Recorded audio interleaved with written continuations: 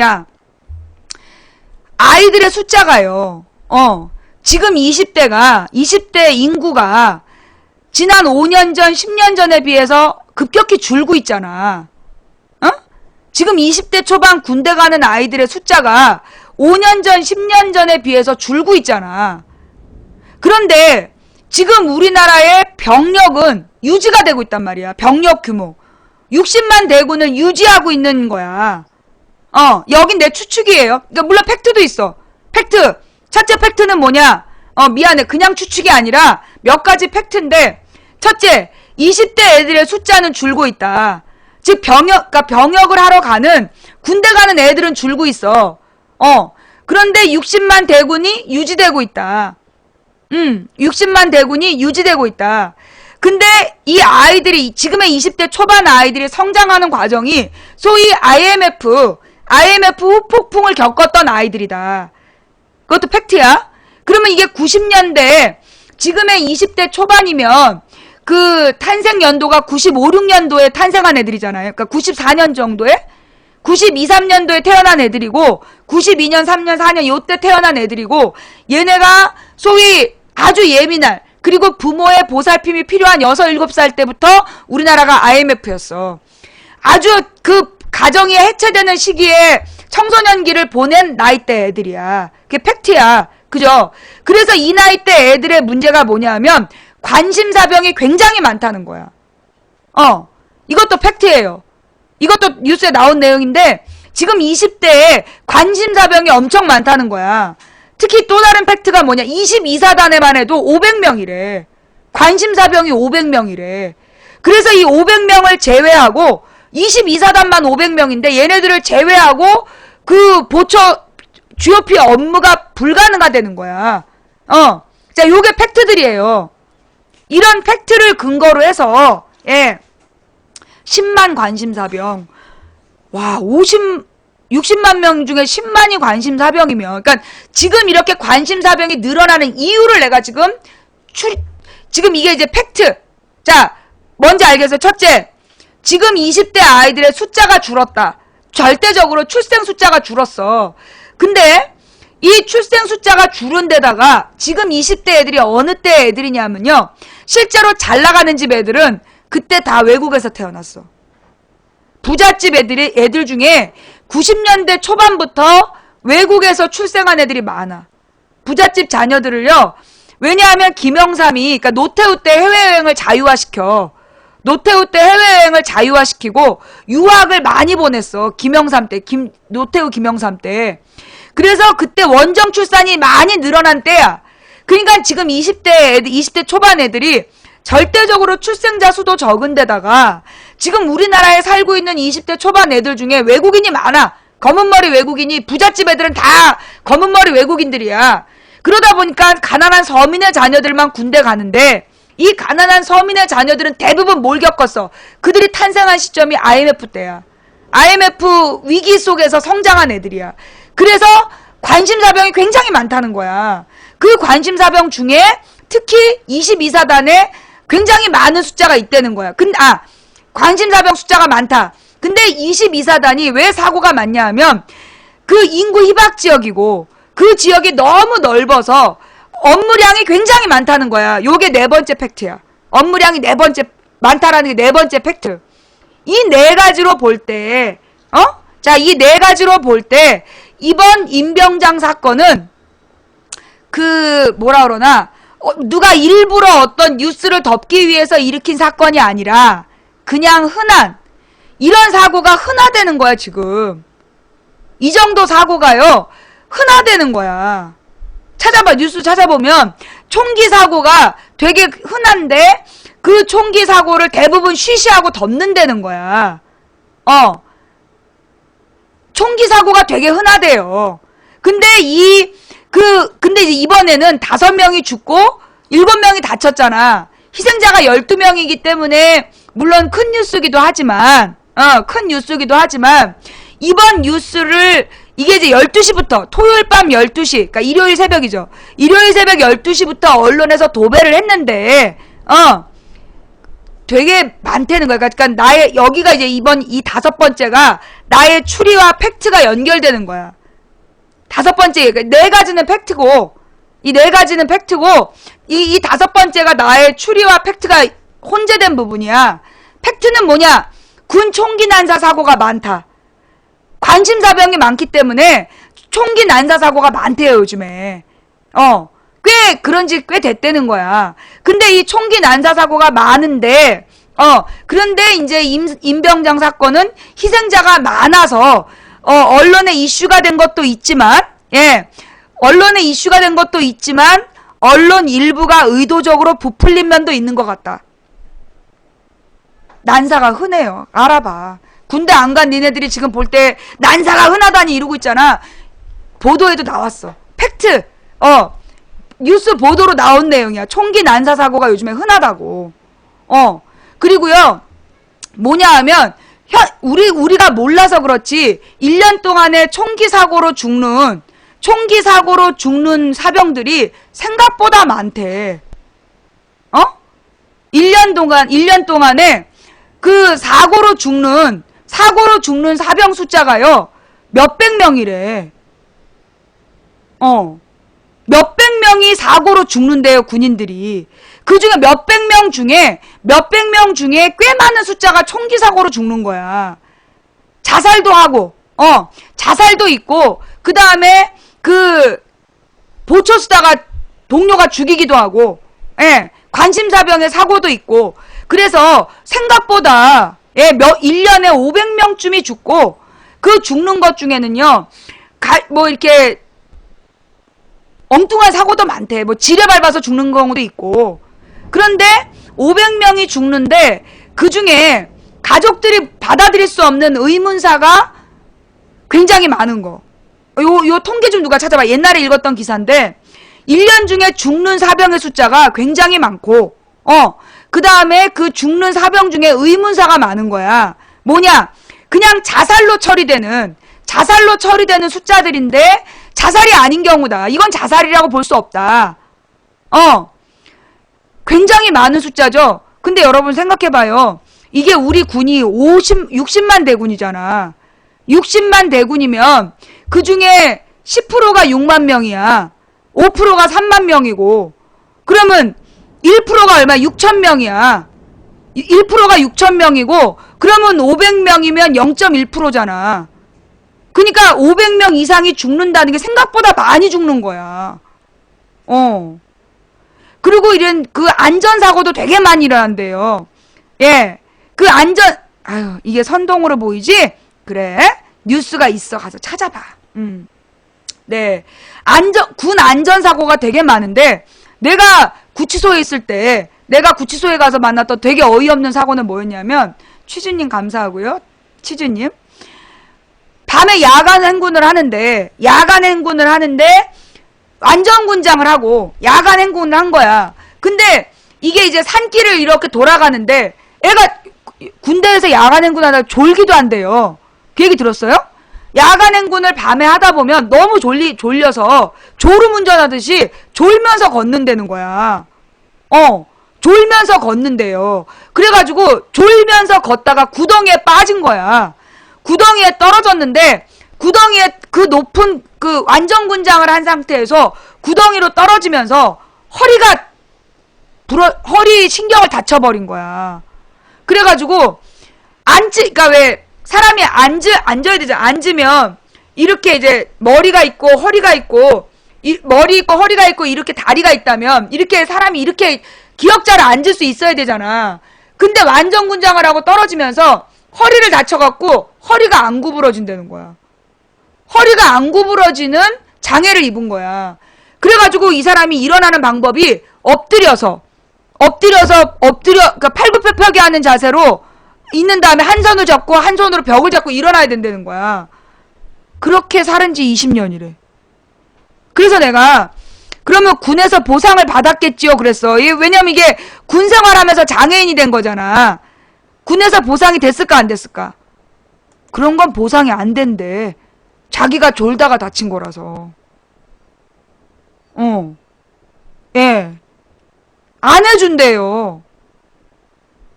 그리고 여러분 군사병이 그렇게 죽으면 보상금 얼마 나오는지 알아요? 군사병이 죽으면 보상금이 정말 그 군견이 죽었을 때보다 군사병이 죽으면 군견이 죽었을 때 군견 소유자가 받는 돈하고 사병이 죽었을 때 사병 가족이 받는 돈하고 비교를 해보면 걔가 훨씬 더 많이 받는데 군견이. 왜냐? 군견은 훈련을 받은 그리고 아주 비싼 종이기 때문에 군견에 대한 보상금이 그 죽은 사병에 대한 보상금보다 높대요. 지금 내가 정확한 액수가 기억이 안 나는데 100만 원이 안 됐던 걸로 기억나. 그치? 군견보다 일반 사병이 죽는 것에 대한 보상금이 어이가 없어. 택도 없는 돈이 나오는 거야.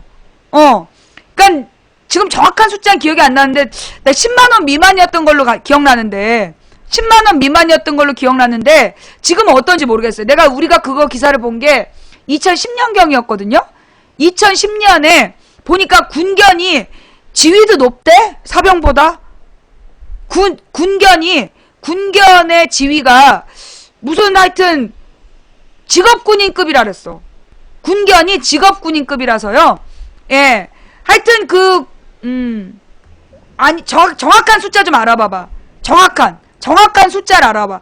내 기억에 하여튼 100만 원이 안 됐던 건 분명하고요. 군대 가서 죽으면 100만 원이 안 되는 게 정확해. 근데 100만 원보다도 훨씬 내가 못 미친 걸로 알고 있거든? 100만 원보다 훨씬 못 미친 걸로 내가 알고 있어요. 예. 개값보다 못하다고. 예. 개값보다 못하다고. 예. 군견보다 못하대요. 왜냐하면 군견은 보통 군견이 왜 그러냐면 군견은 냄새로 폭탄을 알아내는 애들이잖아.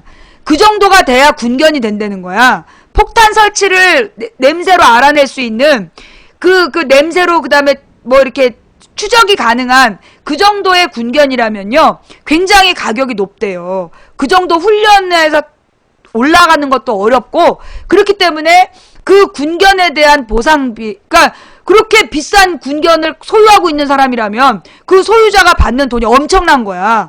근데 일반 사병은 우리나라에서 여러분 그 얘기 알죠? 김대중 대통령 때 김대중 대통령 때 이건 얼리고 할게. 뻘소리하는 지금 보니까 부대들이 들어왔어.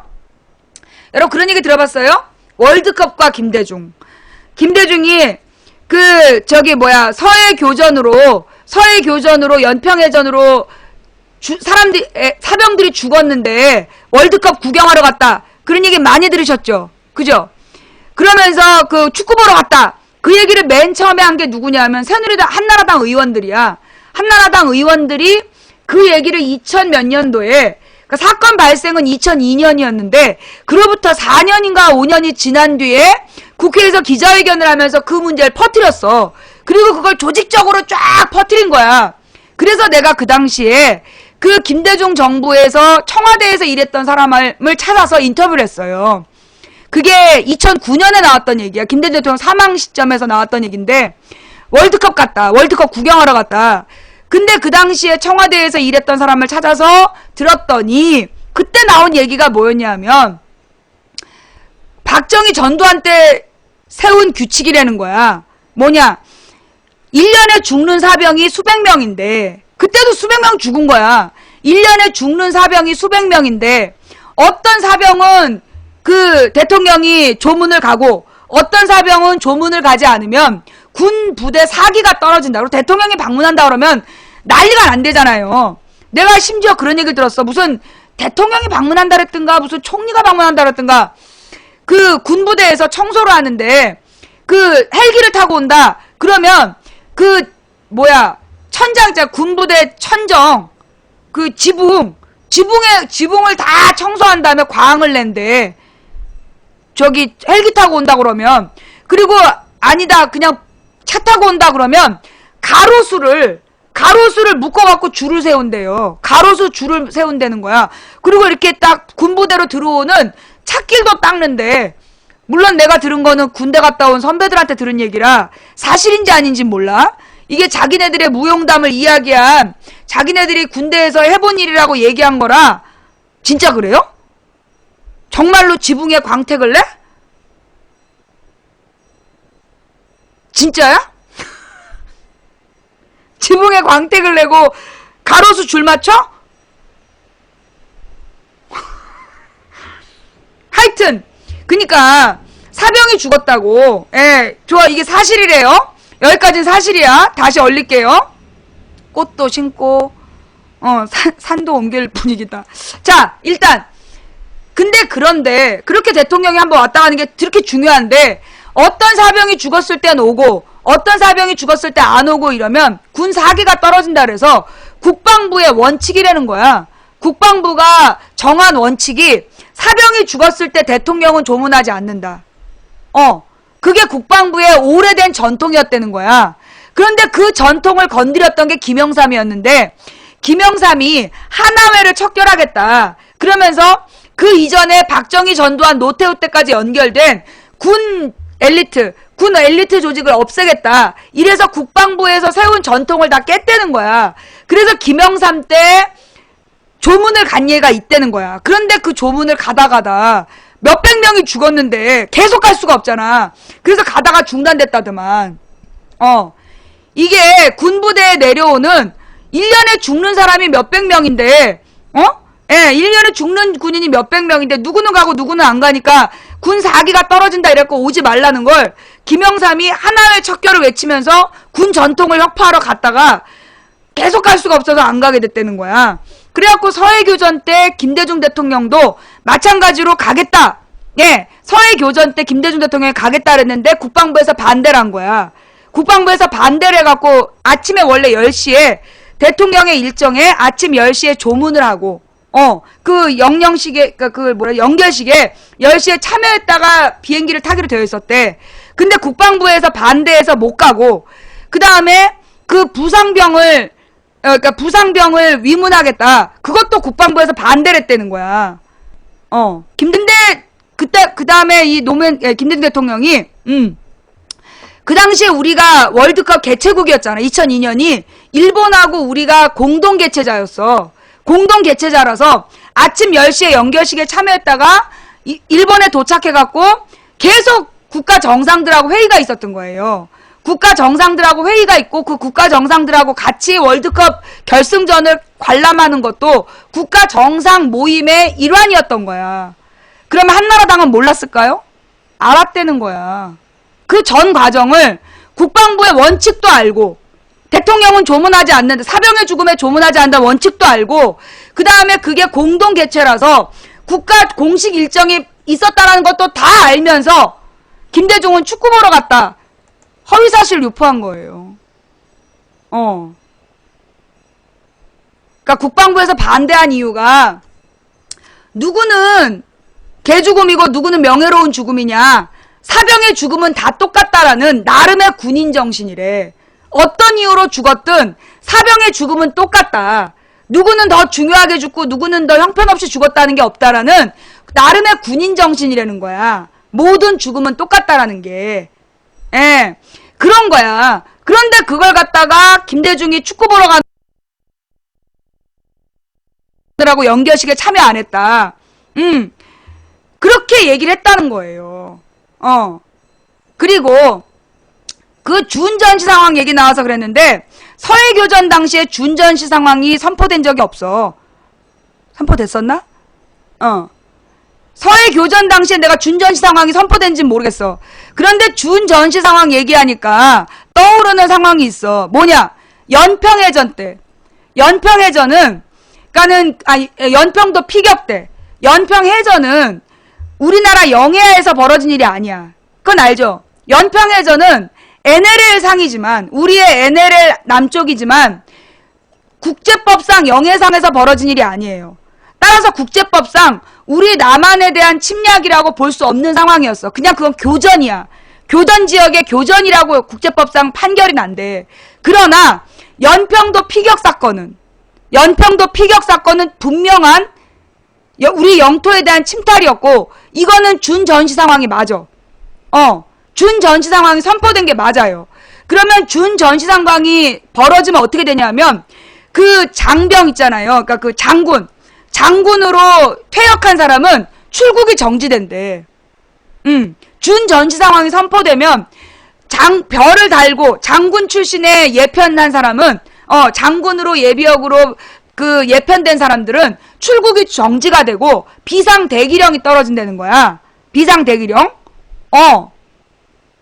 그래서 비상대기령에 따라서 이 군 장병들은 대기를 해야 되는 거야. 자기가 어디에 있다는 걸 군부대에다 알리고 국방부에다가 내가 어디에 있다. 나는 지금 어디에서 대기 중이라는 걸 보고하고 기다려야 된대. 대기해야 된대. 그게 준전시 상황이라는 거야.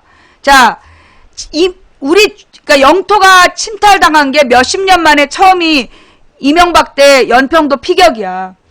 그때 박근혜 정부의 국방부 장관 후보였던 김병관이라는 사람이 바로 그 준전시 상황, 그때 어떻게 했다? 일본 온천에 놀러 갔다고. 안보를 입에다 달고 다니고, 예. 안보를 입에 달고 다니고, 전시 상황을 노래 불렀던 그 박근혜 정부가 그 당시 막 김정은이가 남한을 불바다로 만들겠다. 남한을 불바다로 만들겠다 하면서 막 협박하고 있었어. 그때 국방부 장관이 그 김관진은 안 된다 그랬고 김관진 말고 김병관으로 가겠다 그랬다가 그랬던 김병관을 세워놨는데 김병관이 그 천안함 사태 때는 2010년 천안함 사태 때는 모든 군이 애도 기간이라서 군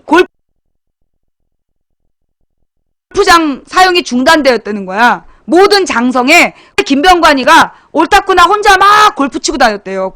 군부대에서. 군부대 골프장 사용 금지가 됐는데 자기는 예비역이라고 그러면서 천안 사태 때 온 나라가 애도할 때 혼자 골프 치고 다녔던 게 발각이 됐어. 그뿐만이 아니라 버퍼가 있죠. 예, 얼릴게요. 이게 또 아마 이제 그 지네들의 비리가 또 다뤄지니까 좀 부끄럽나 봐요. 또 방폭하고 싶은가 봐. 그래가지고 그때 김병관이가 천안함 온 국민이 애도하고 일반 군인들도 사용이 금지된 군 골프장을 혼자서 활개치면서 한 달에 4차례나 군 골프장에서 골프 쳤다는 거 아니야. 양심이 없는 거죠. 그 다음에 두 번째로 장군 출신의 예비역은 국가에 자신의 위치를 보고하고 대기해야 되는 준전시 상황이 떨어졌는데 그때 일본 온천 여행을 갔잖아. 부부 동반. 그게 발각이 됐어. 그래가지고 도대체 박근혜가 안보에 대한 개념이 있냐 없냐 난리가 난 거예요. 그래도 김병관이가 핸드폰 꼬리에 박정희, 유경수 막 그거 달고 막 버티면서 그만두지 않았어. 그러다가 뭐가 발견된 거야? 군 브로커, 외국 무기 브로커로 활동했다라는 거랑 그러면서 외국 무기 제조회사 주식을 불법적으로 갖고 있다. 이래가지고 그만두게 된 거잖아. 이게 준전시 상황에 대한 이야기. 그래서 하여튼 김대중 대통령이 그 당시에 그 일본에서 돌아오는 길에 국방부의 반대를 무릅쓰고 그 부상병을 위로하러 그 군부대에 방문을 했다. 그런 이야기. 그 다음에 그러면 또 이제 이 연평해전에 대한 또 비밀이 하나 있어. 연평해전이 왜 일어났나? 80년부터 85년 15년 동안 8,951명 사망, 연평균 577명 사망, 3년 동안 한 개 연대 병력이 사라짐. 저봐. 예, 577명이래잖아. 연평균 577명. 대혜님 그 출처를 알려주세요. 대한민국사. 대한민국사에 나온 내용. 네. 실제로 그렇게 많은 장병이 죽는 거야. 자, 그런데, 그 뭐 교전 중에 죽은 장병이 아니라 대부분 사고사야. 대부분 사고사. 예. 지금도 엄청나게 많은 장병들이 죽고 있어요. 의문사 단체에 물어봐. 예. 뭐가 편파적인데.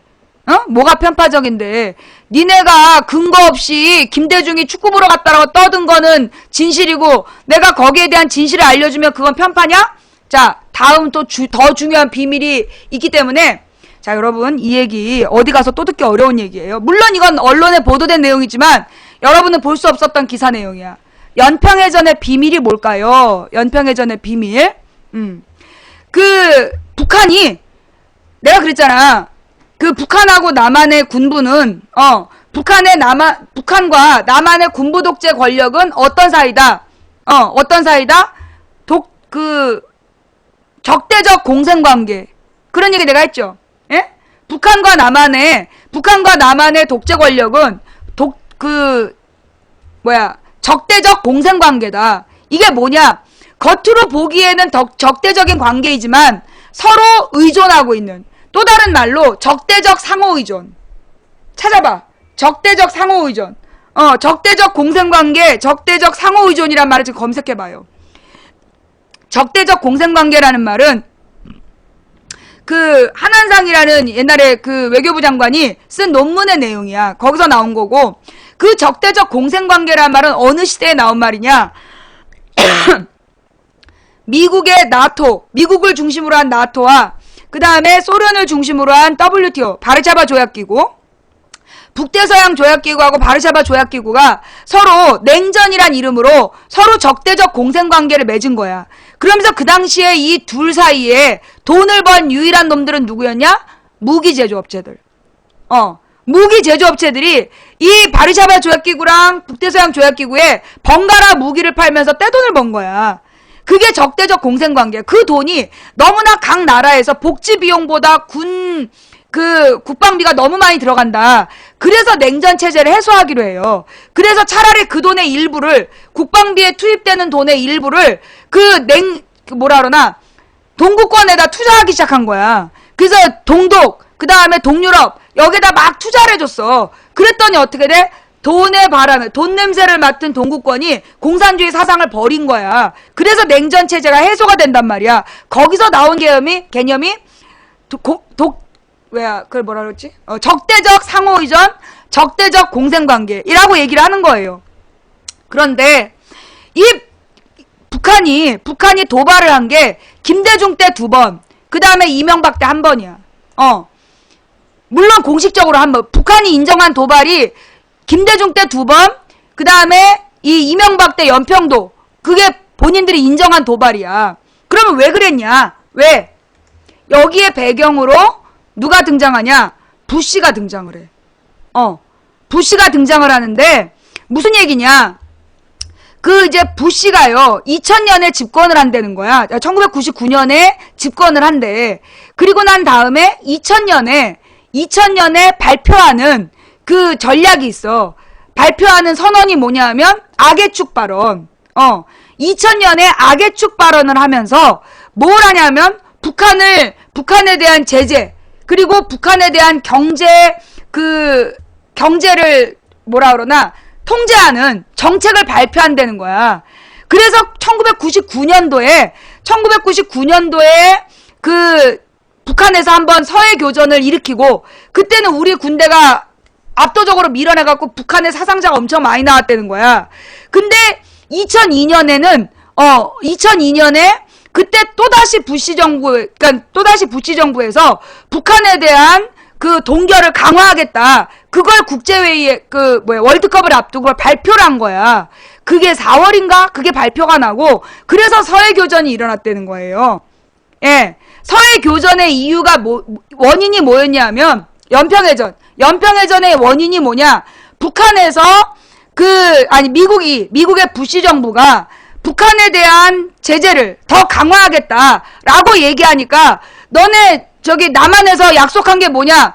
미국하고 대화로 풀어주겠다고 다리 놔주기로 해놓고 뭐 하는 거냐? 이러면서 연평해전을 일으켰다는 거야.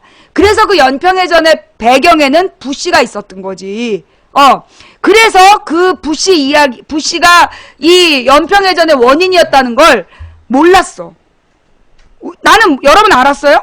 나는 그 당시엔 몰랐어. 연평해전이 부시에 대한 저항이었다는 거를 몰랐어요. 또 버퍼야? 얼릴게요. 왜 얼리냐 하면 혹시 또 방폭될까봐. 부시 때문에 연평해전이 일어났다는 거 우리가 아무도 모른 거야. 근데 그래가지고 연평해전 때문에 만들어진 회의가 있어요. 무슨 회의일까요? 예, 연평해전을 치르고 나서 이 남한과 북한, 김대중 정부에서 추진하기 시작해서 김대중 정부에서 추진하기 시작해서 노무현 정부 때 실행이 된 이 회담은 남한과 북한이 중심이 되고, 그 다음에 미국과 일본이 참여하고, 그 다음에 러시아와 중국이 참여하여 한반도를 비핵화, 한반도에서 핵무기를 없애는 것을 목적으로 한 국제회담입니다. 이걸 아는 분, 손? 예. 아는 분 손? 뭘까요? 예. 역시, 네. 중요한 회의예요. 예. 육자회담. 뭐요? 육자회담. 지금 이거 처음 들으시는 분. 자, 잠깐만요. 잠깐. 그러니까는 이 북한에, 그러니까 북한이 왜 연평해전을 일으켰는지, 그게 부시 때문이었다는 거, 그리고 그래서 그 결과 육자회담이 만들어졌다는 거. 처음 들으신 분, 손. 예. 자, 이게 그렇게 만들어진 회담이었어. 그래서 육자회담 결과 2005년, 그러니까 2003년 2003년부터 준비가 시작이 돼서 5년, 6년, 7년까지 육자회담이 쭉 돼요. 결론적으로 나중에 나온 회담 내용이 뭐였냐 하면, 육자회담 결과, 자, 예, 연평해전 때 6살. 육자회담 결과 나온 내용이 뭐였냐면, 북한의 핵시설을 모두 폭파한다. 북한에, 그러니까 2007년 여름에 육자회담의 마지막 회의에서 나온 결과, 북한의 모든 핵시설을 폭파한다. 그러면 북한에 대한 통제를 끊고, 북한에 대한 이 경제 제재 조치를 풀고, 경제 봉쇄를 풀고, 북한에 대해서 그 6나라가 같이 도와줘서 북한의 경제 협력을 추진한다. 요 내용이 육자회담의 결과였다는 거예요. 그래서 2008년에, 그러니까 2007년 여름에 그게 육자회담에서 결정이 돼. 그래서 그 내용을 근거로 해서 2007년 10월 4일에 노무현이 방북을 해요. 노무현이 방북을 하고, 방북한 다음에 거기에서 김정일이랑 회의를 해가지고, 김정일한테 내년 여름에 그 북핵시설을 모두 폭파하는 국제 이벤트를 열어라. 그러면 내가 일본과 나머지 나라를 설득해서 북한에 대한 경제 봉쇄를 푸는 실천을 하겠다. 그게 무슨 선언일까요? 예. 그게 무슨 선언? 2007년 10월 4일에 있었던 노무현 대통령의 그 선언이 무슨 선언? 그게 14선언이야. 14선언. 6.15 선언은 2000년 김대중 노무현 사건, 김대중 김정일 사건이 6.15 선언이고, 이게 14선언이었던 거야. 그래서 그때 노무현이 김정일을 설득해서, 김정일은 국제법상 자기네 영해를 찾겠다 그러고, 우리는 NLL 때문에 이 NLL을 우리는 포기할 수가 없다. 그래서 남한을 설득할 수 없다. 그러니 요 NLL 요 바다를 둘이 평화의 바다로 만들자. 그래서 여기를 서해 평화특구로 만들어서 해주에 있는 북한 군부대를 북쪽으로 후퇴시키고, 그래서 해주 앞바다를, 해주와 우리 연평도 앞바다를 갖다가 평화특구로 만들어서 남북 공동 어로구역으로 하고, 그리고 해주에다가 또 하나의 개성공단을, 해주공단을 만드는 걸로 합의가 됐던 거야. 그래서 2008년 여름에 김정일이 전 세계인을 모아놓고 연변 핵시설 폭발한 거예요. 연변 핵시설 그래서 폭파했던 거야. 그런데 부시가 뭐라 그랬어? 그래도 여전히 악의 축이다. 그렇게 발표를 하잖아. 그때 육자회담의 모든 내용을 무시하고, 육자회담의 모든 내용을 무시하고 부시가 이명박 정부니까 이명박을 믿고, 그래도 이거는 악의 축이다 이렇게 발표를 했어요. 그래갖고 김정일이가 놀래갖고 뇌졸중에 걸린 거야. 김정일이 놀래갖고 뇌졸중에 걸려서 2달인가 3달 동안, 그때 김정일 사망설이 돌았어. 2008년 여름에 김정일이 쓰러진 거야. 너무 충격 먹고. 왜냐면 연변 핵시설을 전부 다 없애버리니까. 그래갖고 그 당시에 핵안전 협정에 관계된 국제단체가 들어가서 북한의 모든 핵시설이 사라졌다는 걸 확인을 했어요. 그런데도 부시가 경제 제재를 풀지 않았어. 왜냐? 부시는 계속해서 그러니까 미국의 무기산업자한테 돈을 받아야 되니까, 계속해서 두 개의 전쟁, 한반도에서의 전쟁 위협, 그 다음에 중동에서의 전쟁 위협, 이라크전과 한반도 평화를 계속 가지고 전쟁놀이를 했어야 됐어, 부시가. 그래야 무기산업제로부터 후원을 받으니까. 그래서 그 당시에 김정일이가 뇌졸중 걸려갖고 죽을 뻔했다가 살아난 다음에 다시 핵시설을 지은 거잖아. 그래갖고 응축을 해내고 핵무기를 개발해버린 거야. 핵무기를 개발해버린 거예요. 그게 바로 연평도 해전과 관련된 비밀. 근데 이게 그래서 한나라당이 김대중 월드컵 구경 갔네, 연평해전 때 구경 갔네 이러면서 문제를 일으킨 시점이 2006년인가 5년인가 그래. 2006년인가 5년에 한나라당 의원들이 국회의사당 계단에서 막 기자회견하고 쌩지랄 떨었어. 그 이유가 뭐냐? 육자회담 때문에. 이게 그 연합뉴스에 나왔던 북핵 일지가 있어요. 북한의 핵 관련 일지. 그거를 쭉 한번 보시고 그 다음에 부시의 대북 정책을 딱 검색을 해서 두 개를 비교해 보시면 북한의 도발의 일정이 왜 나오는지. 네. 요런 얘기 지금 처음 들으시죠? 가만히 있습니다. 이게 우리 연합뉴스에, 우리 방송국의 게시판에 있어. 그죠? 우리 방송국에 전체 글보기에 있었던 것 같은데.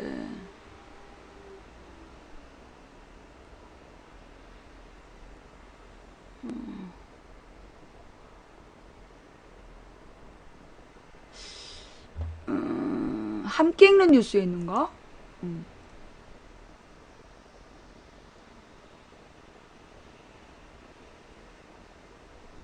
4월 12일.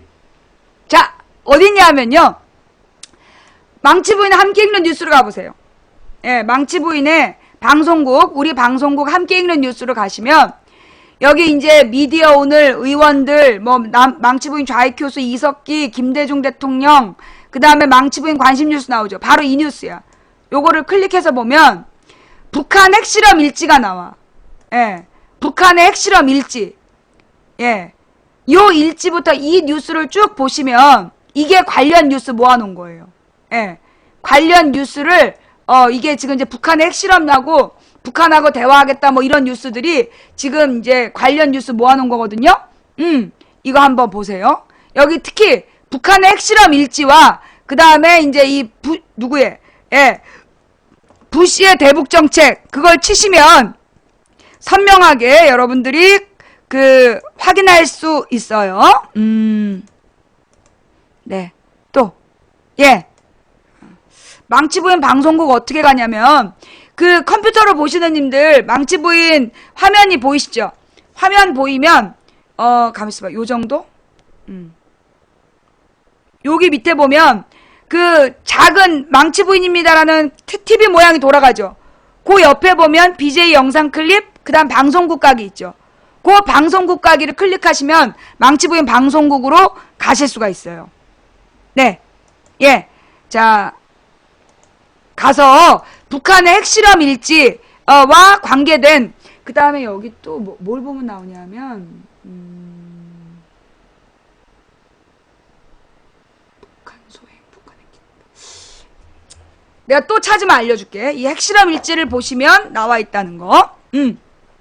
폰으로는 여러분이 어떻게 갈 수 있냐면 모바일로 가면서 망치부인을 시청하고 계시는 님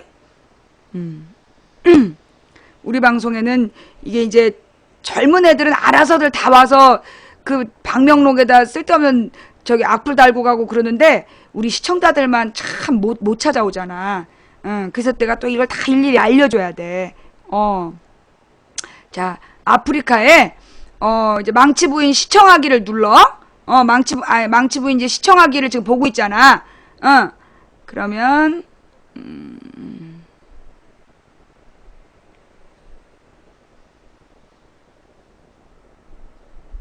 에휴, 진짜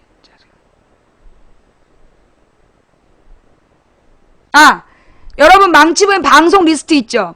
방송 리스트에서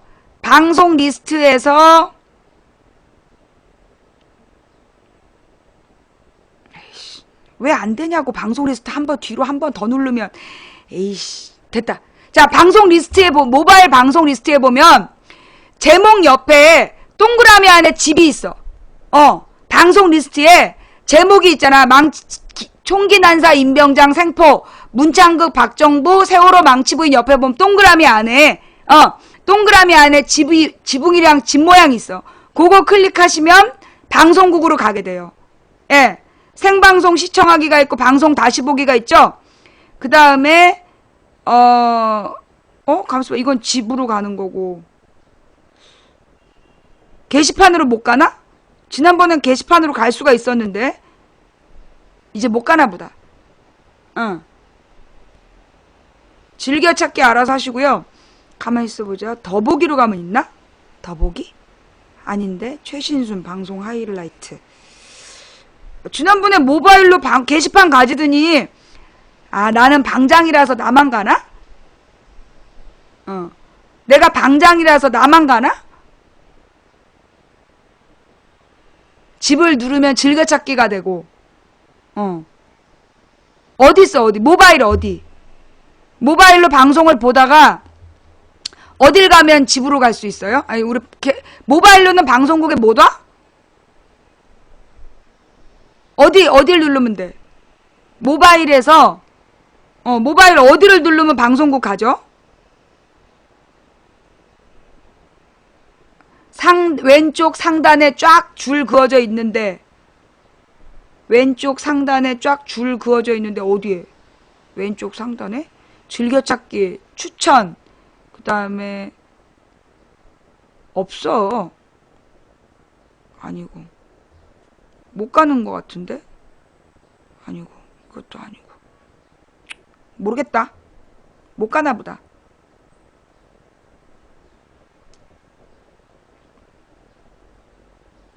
방송 꺼지면 방송국으로 가?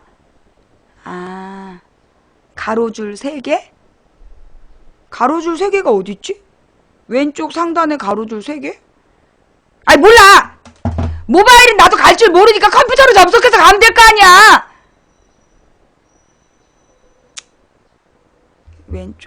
왼쪽 상단에 없어!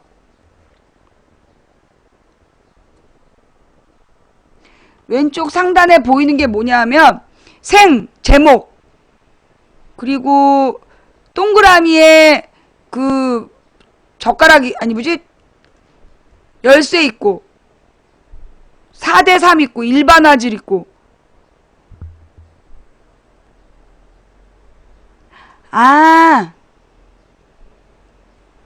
아닌데? 딴 데로 가버렸어. 몰라. 방송 끄고 리스트 보면 나와? 몰라! 컴퓨터로 접속해! 컴퓨터로는 정확하게 갈 수 있잖아. 그리고 그냥 포털에서 망치부인 검색하면 나와. 이젠 안 나오나? 가봐야지. 망치부인 여기 나오잖아. 포털에서 망치부인 검색하면 사이트가 나와. 아프리카.gtv7 포털에서 망치부인 검색하면 요게 나와. pc 따따따.africa.com 프랭카드가 아니라 pc 퍼스널 컴퓨터 이걸로 가면 여기 들어온단 말이야. 됐어? 또 한 번만 얘기해봐. 방송국 가서 봐봐. 어쩌다 얘기되니 하여튼 그래서 원래 하던 얘기로 돌아가. 원래 이야기로. 그래서 그 당시에 2005년부터 6년, 7년까지 뭐가 이루어지고 있었냐면 육자회담이 이루어지고 있었어요. 육자회담이. 그래서 육자회담이 뭘 목표로 했냐? 한반도 비핵화와 평화 두 가지에 거의 답을 찾아가고 있었어. 이게 중국하고 러시아, 미국, 일본, 그 다음 한국, 남한하고 이제 북한하고 다 합쳐가지고 6나라에서 합의를 다 봤단 말이야. 그런데 그때 딱 한 나라가 왕따였어. 누굴까?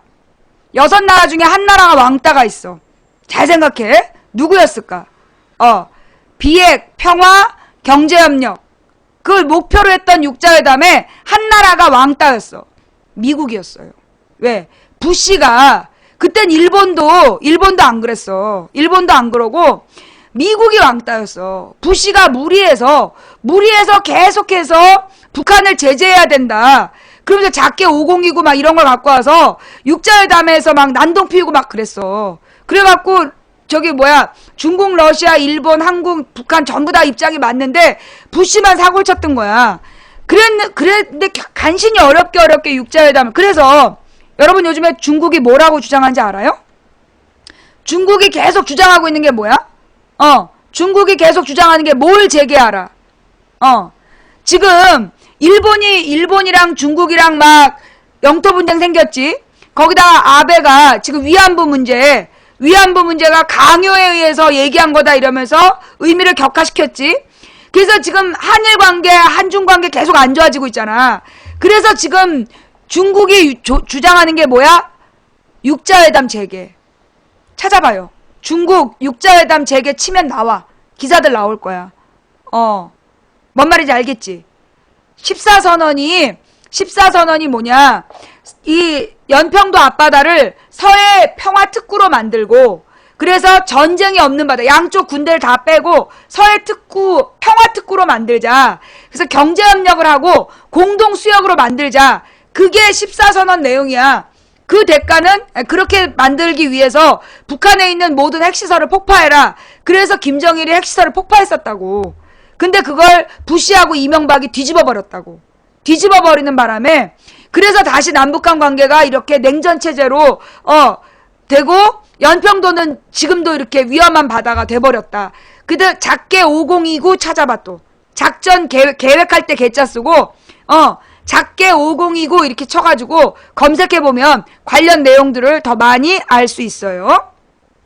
자, 좌우지간. 그래서 그 당시에 한나라당이 육자회담이 계속되고 있는 상황에서 한나라당이 일부러 그래서 국회 앞마당에서 도발을 한 거야. 논점을 흐린 거죠. 김대중이 저기 축구 보러 갔다. 그 서해교전 희생자들의 죽음을 무시하고 축구 보러 갔다. 그런 얘기를 하면서요. 연평해전을 논점으로 만들고 그러면서 연평해전의 배경이나 이런 거는 철저히 숨기고 육자회담을 파토놓기 위한 그런 술수였던 거야 그게.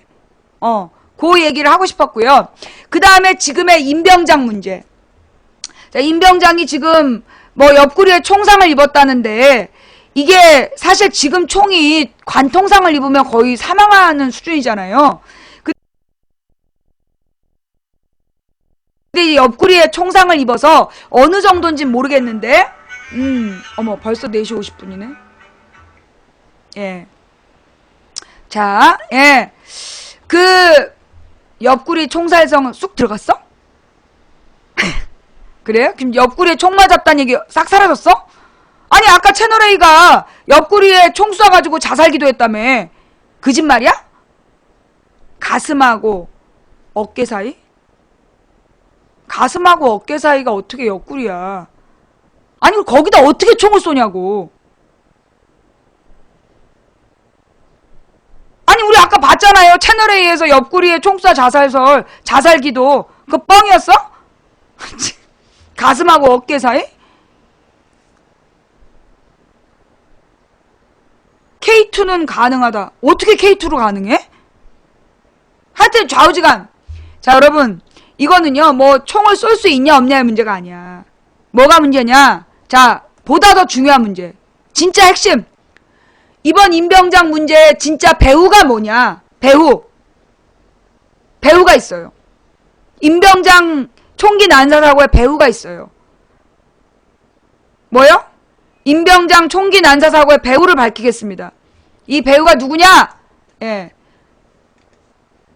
60만 대군을 유지하는 전략이야. 60만 대군을 유지하는 전략인데요. 여러분이 우리나라가 지금 60만 대군이라는 얘기 많이 하잖아. 뒷 배경. 배경이 뭐냐?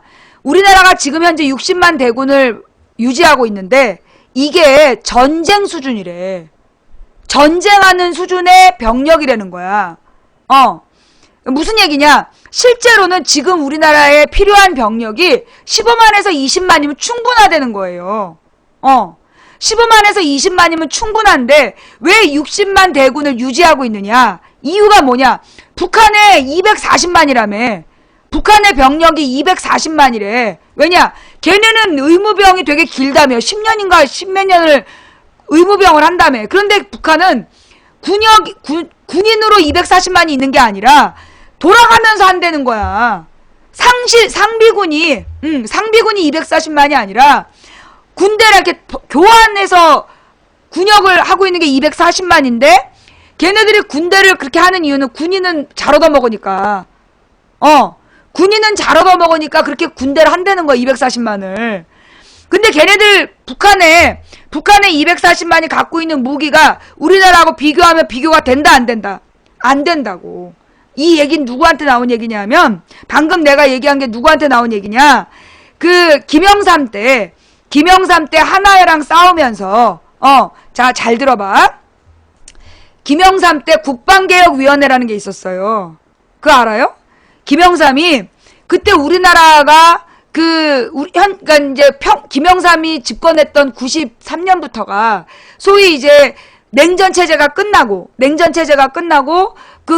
노태우 때 남북한의 교류가 굉장히 강화돼 갖고 91년도에 남북기본 합의서라는 게 또 합의가 됐어.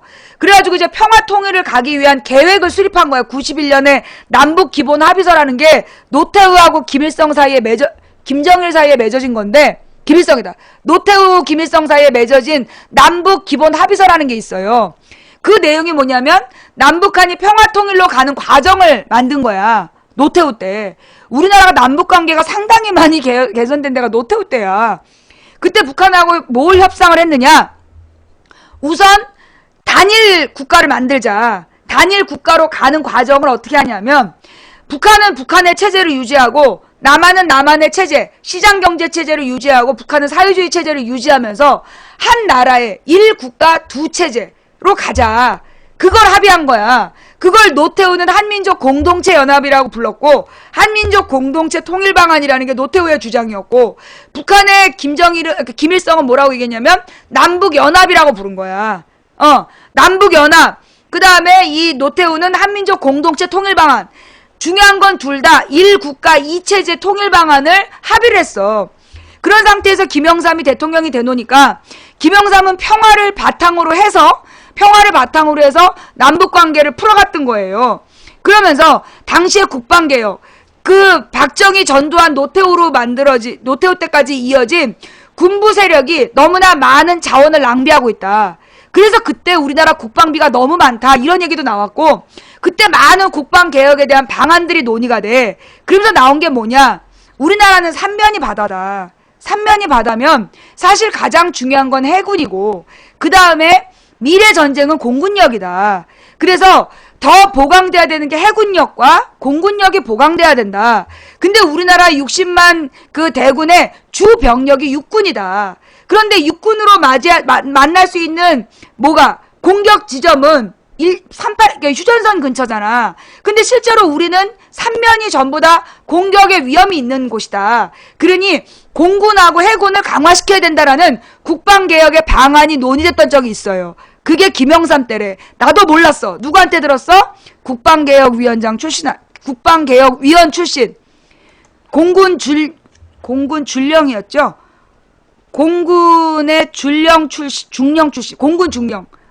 공군 중령 출신의 김영삼 정부의 국방개혁위원이 우리나라의 군 문제를 우리나라의 군 문제를 쭉 연구를 해서 내린 결론이 뭐였냐? 현재 우리나라 군이 너무 지나치게 육군 중심이고 너무 많은 고비용이고 너무 많은 인원을 유지하고 있다는 거야. 이유가 뭔지 알아요? 그때 밝혀낸 이유가 뭐냐? 별 때문에 그런데 장군 자리를 놓고 장군이 제일 많다는 거야. 육군의 장군이 계속 유지가 되려면 병력이 유지가 돼야 된대. 육군의 장군 숫자를 유지하기 위해서 계속 육군 병력을 계속 무리하게 늘린다는 거야. 심지어 어떤 문제가 발견이 됐느냐 하면 우리나라에 이제 이 대포 이 포가 그 규칙이 있대요. 밤에는 100m 간격으로 한 대씩을 놓고, 그 다음에 낮에는 200m 간격으로 옆으로. 왜냐면 이게 세로로 있으면 여기서 쏴갖고 얘를 맞출 수가 있잖아. 그래서 그 원칙이 있다는 거야. 한 포의 원칙이 반드시 횡렬. 예. 반드시 횡렬 배치하고, 횡렬 배치는 낮에는 200m의 간격을 유지하고 밤에는 100m의 간격을 유지한다는 그게 군무 규칙이 있다는 거야. 그런데 우리나라의 지금 대포가, 우리나라의 이 함포가 너무 많아서 일렬로 배치도 못한다는 거야. 중복 투자를 너무 많이 했다는 거야. 왜? 이것도 한 포대를 많이 유지하기 위해서. 그래야 이 육군의 장군 수를 유지할 수 있기 때문에, 그래서 필요 이상으로 많은 그 한 포를 유지하고, 필요 이상으로 많은 한 포, 그 다음에 육군 병력을 필요 이상으로 많은 숫자를 유지하고 있다는 거야. 자, 그런데 문제는 뭘까요? 인원이 점점 줄고 있다는 거야. 내가 그 고등학교를 졸업할 때 89년도에 고등학교 졸업생 숫자가 100만 명이었어요. 예. 내가 고등학교를 졸업할 때 고등학교 졸업생 숫자가 100만 명이었어. 내 밑에 애들이 110만인가? 그랬어. 117만인가 110만인가. 되게 많았어. 밑에 애들이. 그리고 난 다음에 고등학교 졸업자가 점점 줄어들었어요. 그거 알아요? 작년 고졸이 몇 명인지 봐봐. 작년 고졸의 숫자를 세보면 그게 지금 줄어든 인원수야. 작년에 고등학교 졸업자 수가 몇 명이에요. 예. 그러니까 내가 대학교를 가던 시절에 고졸자가 100만이었고, 고졸자 중에 4년제 대학에 들어가는 사람이 25만 명이었어. 그랬던 시절이 있었단 말이야. 작년 고졸자가 몇 명인지 찾아봐요. 55만? 진짜? 작년 고졸이 55만이야? 절반이 줄었네. 60만. 55만에서 60만. 거봐! 무슨 얘기냐 하면, 우리 나이 때는 군대가 더 길었어요. 군인이 되게 길었어. 기간이 되게 길었는데, 그러다 점점점 줄어들어갖고 지금 22개월이잖아. 그죠? 근데 지금 고졸자가 그만큼 줄었다는 얘기야. 그 얘기는 군대에 갈 수 있는, 우리 때 3년은 아니었던 것 같아. 나 때는 3년 아니고 28개월이었던 것 같은데? 우리 동기들은? 우리 신랑이 18개월 방위를 갔다 왔거든요? 그게 절반, 3년, 30개월이었나? 모르겠다. 하여튼 우리 신랑이 18개월 방위를 갔다 왔는데, 그 당시에 나머지 애들은 현역 28개월이었던 것 같아. 30개월이야? 모르겠다. 미안해요. 우리 신랑은 또 5학년까지 다니고 난 다음에 가서, 좀 마지막 방위였어, 우리 신랑이.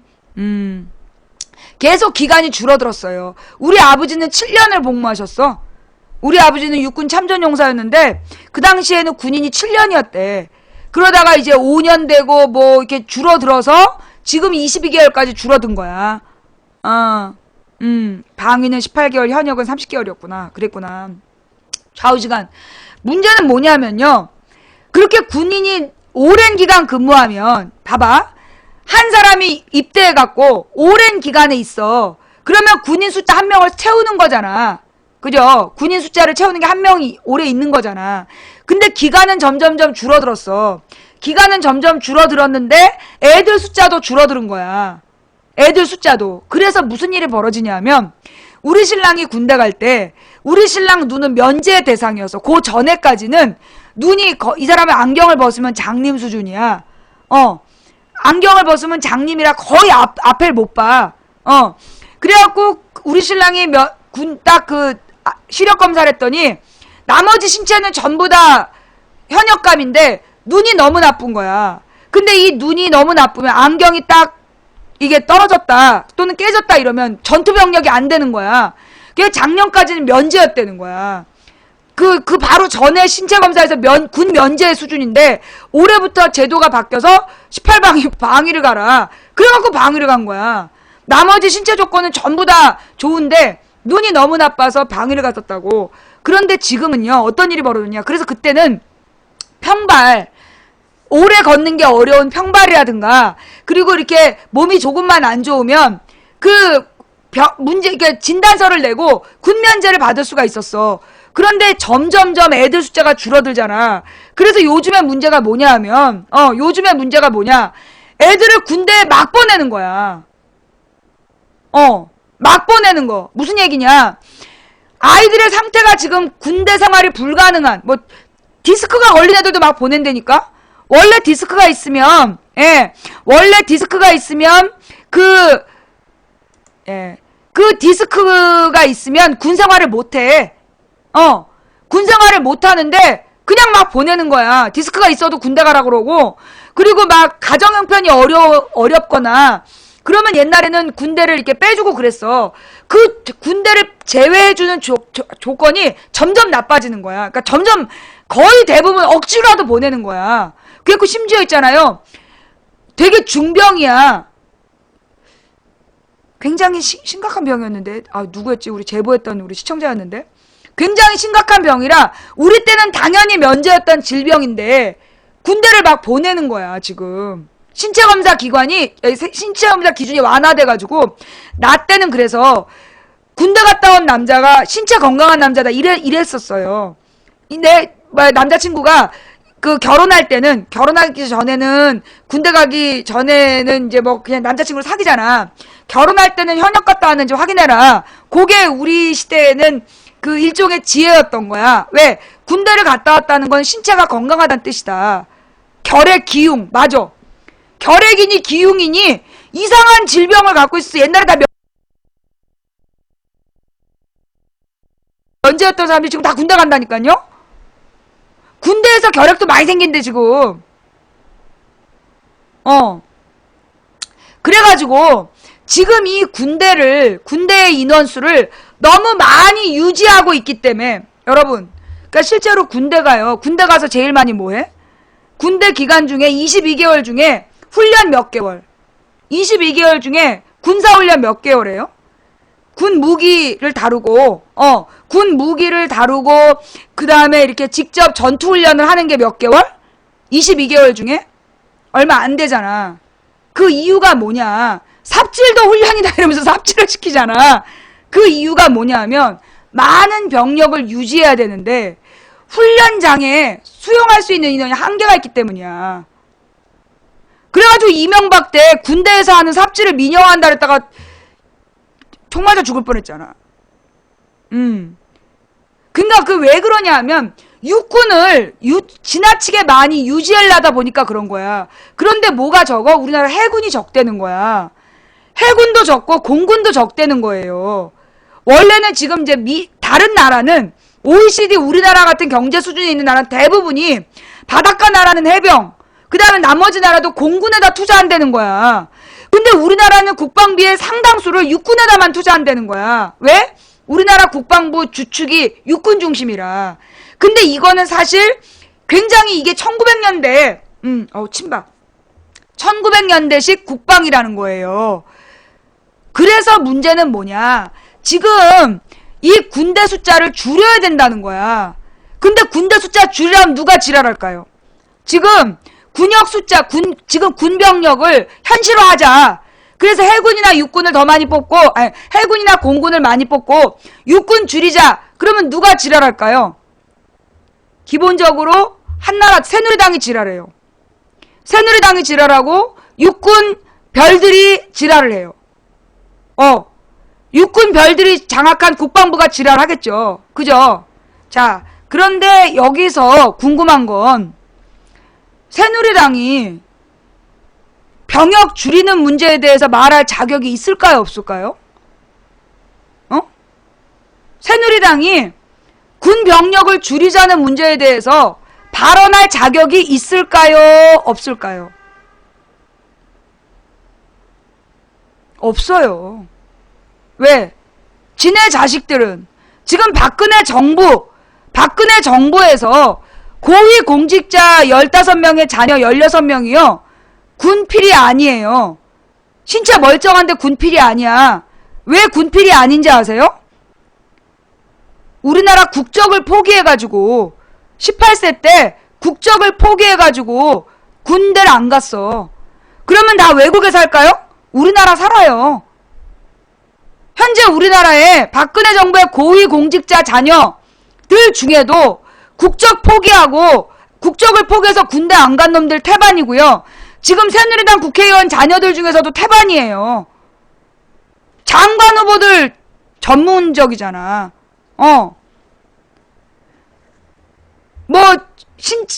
체중 미달이라고 안 가고, 심지어는 자기 자식이 미쳤다. 정신 이상자라고 군대 안 갔어. 이명박 때 장관 후보 아들이. 근데 알고 보니까 정신과 치료받은 아무 기록이 없어. 그런데 우울증 진단서 내고 군 면제 받았어. 유승준 얘기는요, 하지 마세요. 유승준 얘기가 왜 나왔냐? 그 당시에 국회의원 자녀들하고 재벌 자녀들이 국적을 포기해서 군대를 안 간 거야.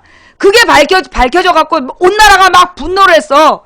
아니야. 그때 이회창 아들이 체중 미달로 군대를 안 갔잖아. 그게 밝혀져 가지고 온 나라가 난리가 났을 때 유승준 문제를 터뜨렸어. 유승준 문제를 터뜨려 가지고 온 국민의 분노를 유승준으로 모른 거야. 그래서 유승준이 우리나라에 입국 금지가 됐잖아요. 그죠? 그러면 여러분, 공평하게 하려면 검은머리 외국인, 국적 포기로 군역을 안 한 사람은 모두 입국 금지가 돼야 되겠죠. 그죠? 유승준이 우리나라에 아예 들어올 수가 없잖아. 우리나라에서 경제활동도 못하고 우리나라 입국이 금지돼 있잖아요. 그러면 우리나라에 모든 국적을 포기해서 군역의 의무를 하지 않은 사람은 전부 입국 금지되고 우리나라에서 경제활동 못해야 되잖아. 그쵸? 근데 우리나라에서 지금 국적 포기로 군역을 면제받아 경제활동이 금지된 사람은 몇 명일까요? 단 한 명 유승준. 단 한 명 유승준이야. 단 한 명 유승준만 입국 금지되어 있고요. 현재 우리나라에 그 고위공직자의 자녀들, 그리고 국회의원 자녀들 중에 국적을 포기해서 군역을 면제받은 굉장히 많은 자들이 있어요. 이러면 계속해서 유승준, 이현우 쓰는데요. 여러분이 유승준한테 세금으로 월급 주세요? 이현우한테 세금으로 월급 주세요? 아니죠. 그런데 이런 얘기가 나오면 계속해서 유승준, 이현우 이런 사람들 얘기만 나와. 왜 그럴까요? 국민 세금으로 월급 받는 놈들, 그런 놈들에 대한 비난을 연예인으로 돌리는 거야. 지난 주말에 난리가 났잖아요. 오픈카에서 연예인들이 키스를 했다. 참. 그거는 공개 선언이지. 그게 무슨 스캔들이야. 오픈카를 뚜껑 열고 키스를 했다는 얘기는 봐주세요 이거 아니야. 우리 사랑하는 사이에요. 이거 봐주세요 이거잖아. 근데 그걸 가지고 난리. 난 그래서 그 여자 연예인이 미성년자인 줄 알았어. 키스했는데 나라가 뒤집어졌다 그래갖고 미성년자랑 키스를 한 거야? 했더니 여자 나이가 26이라며. 야, 26살 된 여자애가 키스도 안 하면 그거 병이야. 사랑하는 사람이랑 당연히 키스를 해야지. 그리고 이 오픈카 뚜껑을 열었다는 거는 이거는 스캔들이 아니라 공개 선언인 거지. 그걸 가지고 주말 내내 들썩 잡아 죽여야 된다는 둥 추방을 시키려는. 보니까 지난 주말에 그 연예인 2명 오픈카 뚜껑 연 애들하고 물장사 백두산 물장사 2명 난리가 났더만. 그래 백두산 물장사하고 뚜껑 열고 키스한 애들 4명하고. 근데 이게 말이에요. 이 임병장 총기 사고하고 이게 아주 동시에 막 나온 거야. 시간대가. 그지? 토요일 밤쯤에 이 중국산 물장사, 그 다음에 이제 오픈카 키스 사건, 이게 이제 막 다 동시에 터지면서 냄새가 나잖아, 냄새가. 응? 그러면서 포털 메인에서 사라진 뉴스가 뭐였을까? 애기 엄마가 됐을 나이지. 아무 16살짜리 애가 오픈카에서 키스했으면 뉴스지만, 그 26살씩 돼가지고, 그 참, 이제 소녀시대도 시집을 보내야지. 야, 26살 보고 소녀? 박근혜가 소녀가장이라더니, 이제 그 처녀시대야. 이제 소녀시대 그만해. 아니, 박근혜가 소녀가장, 뭐, 어린 동생들을 이끌고 청와대를 나와야 됐던 소녀가장. 28살이 무슨 소녀가장이야! 애셋을 낳을 나이구만. 무슨, 좌우지간 소녀시대 그만하고 이제 처녀시대라고 불러. 그 다음에, 자, 여러분, 다시 질문으로 돌아가. 질문으로. 자. 중국산 물장사 2명하고 오픈카 키스 사건. 그 다음에 이 임병장 전역 3개월 앞둔 병장의 총기 사고가 도배를 하면서 사라진 이름 3글자는 누구일까요? 예. 중국산 물장사, 그 다음에 키스씬, 이거하고 그 다음에 임병장 총기 사건으로 갑자기 뉴스에서 사라진 게 누구야? 문창극. 예. 문창극 이야기가 싹 사라졌죠. 세월호는 이미 포털 메인에서 5월 15일 이후로 거의 안 떠. 세월호를 내가 지금 계속 세월호 69일째 이랬더니 방금 인터넷 보니까 오픈카에서 문 열고 키스하는 소속사가 탈세 의혹 벗었다고. 탈세 의혹을 벗었. 탈세 의혹이 있었는데 이제 그거 사실 아니라고 판명을 또 방금 됐어요. 하여튼 지금 세월호 이야기는 5월 15일 이후로요 뉴스 메인으로 안 띄워줘요. 포털 메인에 없어. 그리고 그동안에 포털 메인으로 그 문창극이 계속 떴잖아. 그런데 실제로 지금은 그 문창극 다음에 또 하나 사라진 이름이 있어. 누굴까? 우리가 봐야 될 뉴스가 또 하나 있는데.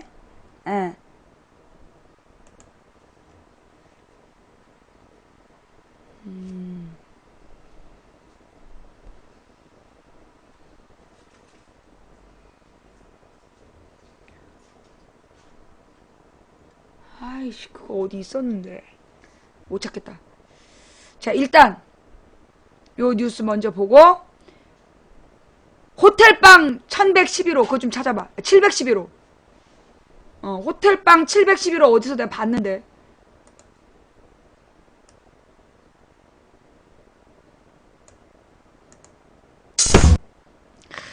내가 이제 너네들의 뒤통수를 알아.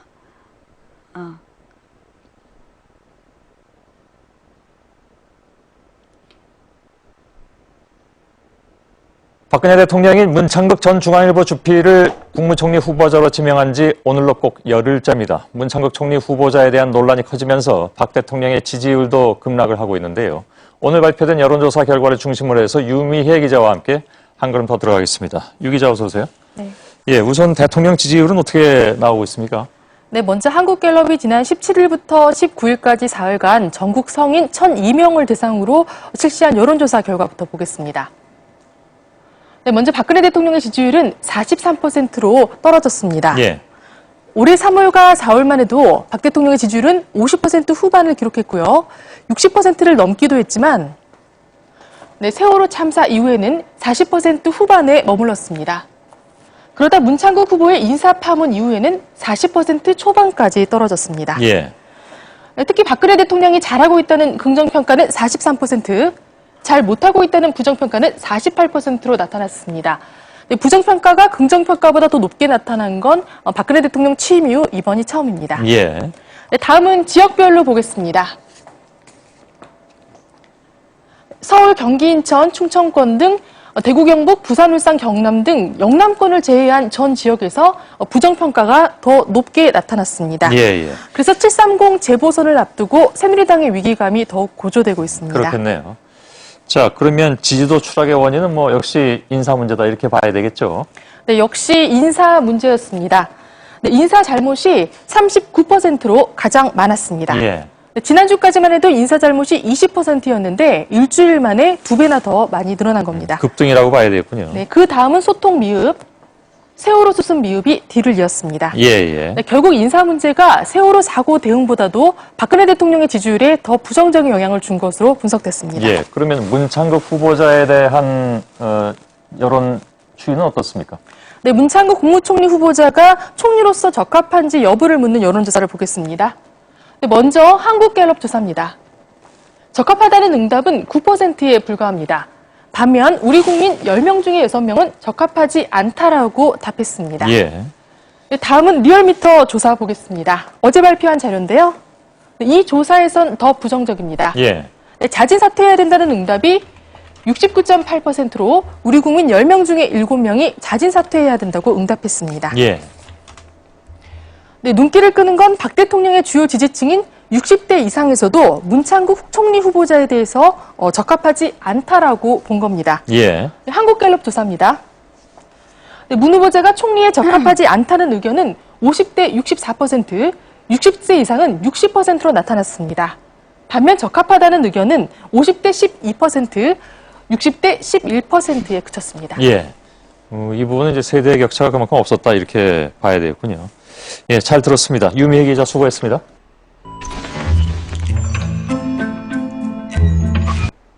그래서 자, 그 문창극 뉴스가 사라졌고요. 그러니까 이게 지금 노인분들, 그러니까 60대 이상의 어른들도 문창극은 안 된다야. 이게 60대 이상의 어른들한테 건드리면 안 되는 부분이 있어. 60대 이상의 어른들한테 건드리면 안 되는 게 뭐냐? 일본 이야기. 일본과 관련된 부분은, 일본과 관련된 부분은 굉장히 강한 분들이야. 이분들이 성장했던 시기가 그 반일 감정으로 성장을 했기 때문에 일본과 연관된 부분은 뚜껑이 열리는 부분이야. 그래서 60대까지 다 똑같이 문창극을 반대하는데 어저께 완전히 사라졌어. 문창극 이야기가. 어제 뉴스에 하루 종일 안 나왔어. 또 하나 사라진 게 누구? 또 하나 사라진 게 아이씨, 어딘지 찾을 수가 없네. 박상훈. 해운비리. 예. 해운비리 이야기가요. 가만있어. 이게 그거예요? 박상훈 해운비리 이야기가 사실은 굉장히 중요한, 이게 뭐 해운비리 이제 첫 시작이냐? 이런 얘기가 나왔었단 말이야. 오늘도 나 뉴스 못 본 것 같아. 그죠? 박상훈 이야기가 싹 사라지면서, 그러니까 사실은 이게 박상훈 이야기는요, 뭐가 중요하냐? 이게 해운비리 전체로 수사가 확대되느냐 마느냐가 되게 중요했어. 세월호 문제. 예. 박상은이가 사실은 이게 까도 의혹만 나오는 남자, 일명 까도남 박상은 의원이 6.4 지방선거 직전 지역구인 인천의 한 호텔로 선거 출마자들을 불러 호텔방에서 1대1 면접을 봤다는 의혹을 말씀드립니다. 물론 뭐 면접 볼 수 있죠. 근데 지역 사무실 놔두고 왜 하필 호텔이었어야 할까요? 뭐야? 자, 여기가 바로 그 문제의 호텔방 711호실 앞입니다. 박상은 의원 지역구에 출마할 기초 출마자들이 바로 이 자리에 서 있었던 건데요. 어떤 상황이었을지 제가 직접 한번 들어가 보겠습니다. 자, 여기 초인종을 한번 눌러보죠. 문이 왜 안 열리죠? 박상은 의원님 나오셨네요. 자, 인천에서 새누리당 후보로 출마를 준비하던 장광훈 전 비서관, 박 의원과 공천 문제를 상의하러 바로 이 호텔방 안으로 들어갑니다. 근데 장 씨는 뭔가 좀 이상했습니다. 웬 호텔, 사무실에서 보면 될 것을, 나는 남잔데. 자, 찝찝한 기분을 안고 방 안으로 들어갑니다. 슬픈 예감은 언제나 틀린 적이 없습니다. 장 씨는 후보 경선에 나서겠다고 말합니다. 박 의원에게 단수 공천을 해달라 등등 아쉬운 소리 하기 싫어서였습니다. 자, 이러면 보통 의원들은 그래 고맙네 하면서 등 두드려 주면서 격려를 합니다. 그런데 이상하게도 박 의원은 달랐습니다. 버럭 화를 냈습니다. 넌 경선 나가도 안 돼! 이렇게요. 자, 장 씨는 면담을 마치고 박 의원의 메시지가 뭔지를 대강 눈치챌 수 있었다고 말합니다. 아하, 이거 공천 헌금 달라고 하는 거구나. 장 씨는 박 의원의 비서관으로 3년여간을 일했던 사람이었습니다. 장 씨는 만약에 대비해 이 호텔 밀담을 녹음했고 이를 언론에 폭로했습니다. 박상은 의원은 여전히 혐의가 없다라고 주장하고 있습니다. 자, 검찰은 이르면 다음 주쯤에 박상은 의원을 소환할 예정인데요. 당연히 이 711호의 비밀도 수사 대상입니다. 과연 어떤 결론이 날지 궁금해지는데요. 어쨌든 오늘 국회 기사 제목 까도남 박상은 711호의 비밀 이렇게 정해봤습니다.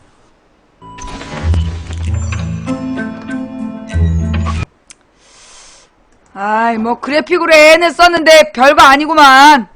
한마디로 호텔방에서 돈 받았다 뭐 이런 얘기잖아. 이건 논점이 이게 아니야. 예.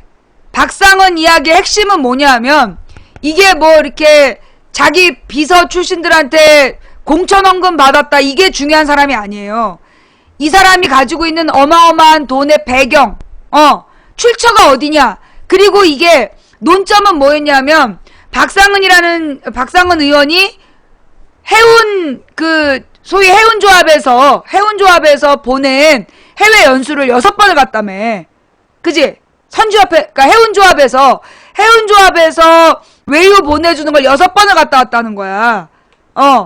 그래서 그게 되게 중요한 문제였는데, 이게 중국산 물장사랑 오픈카 키스신으로 싹 사라져버렸다니까? 예. 여기에 대해서 관심을 가져야 돼요.